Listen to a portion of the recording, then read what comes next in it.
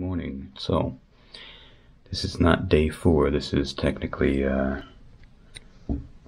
morning of day 5.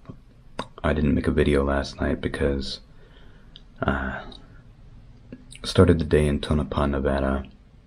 It was below freezing when I started out. I was up at about 6,000 feet. Quickly descended down, went over toward Death Valley, climbed that first pass, and then noticed that I was starting to sound funny. The scooter was starting to sound funny. I descended. Once I got down to about sea level, I could hear something bubbling, and it felt like there was this pressure, like there was something holding me back as I was going. And then I listened, and I could hear what sounded like the radiator boiling, but the temperature gauge was still below halfway.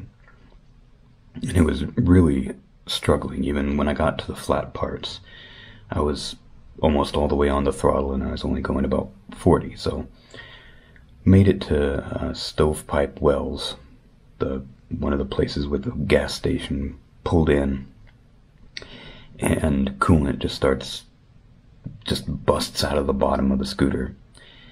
I stay there for about an hour and a half trying to figure out what my options are, because if it's overheating there in the middle of nowhere, do I really try to get back on the road and continue on and get further out into the middle of nowhere? Eventually, I was convinced to take a hose the radiator down, try to cool it off, let it sit for an hour. They didn't have any distilled water there, so I had to take regular drinking water and put that in the coolant reservoir. Continued up the mountain to try to get out of Death Valley. Made it to Panamint Springs before it was boiling again. Shut it off. Once again, coolant just explodes out the bottom of it. Walked it over to the gas station there, and there's a guy working there named Aaron, who has been working there for 16 years, and he's had plenty of people break down, so he gets his radiator pressure test thing. We take the scooter apart, which, Kimco, I know you're not watching this, but if you're gonna have a radiator on something, don't make it really, really difficult to get to. Anyway, I take off the front panel and get to the radiator cap, test the pressure. It seems okay. The thing's just overheating and it's all fucking oily. There's oil in the radiator again.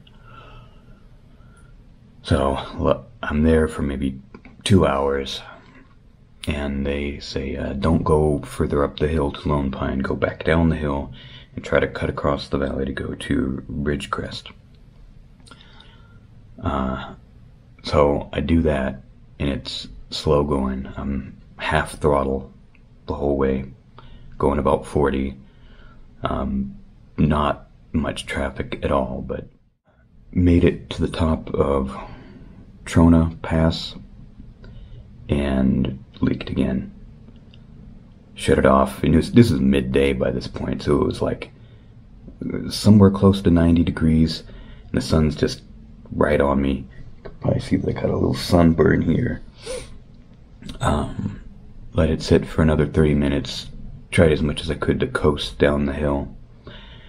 About an hour and a half later, eventually made it here to Ridgecrest. Finally had cell signal again, and it was too far to the next campground. The bike was super hot.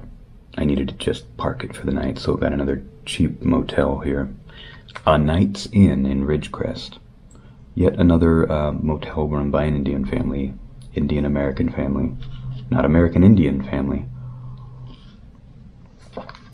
Nice guy. Clean place. Quiet. It's the first quiet place that I've stayed in so far. Today, I'm hoping I make it to Tehachapi. It's a bit of a climb up to Tehachapi.